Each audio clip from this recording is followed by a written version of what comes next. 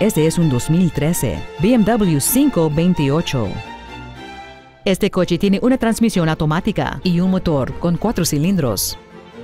Sus características principales incluyen conectividad de dispositivos móviles Bluetooth, Keyless Go, faros de alta intensidad, radio del satélite sin comerciales, un turbocargador, un diferencial de derrape limitado, faros autoadaptables, luces de freno de intensidad variable, sistemas de control de tracción y de estabilidad, ruedas de aluminio y notificación automática de colisión.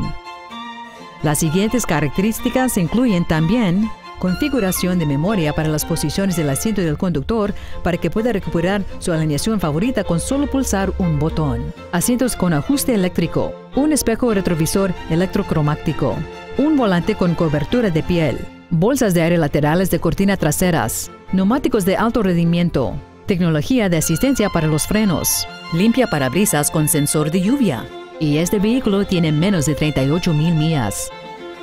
Contáctenos hoy para saber más sobre este vehículo.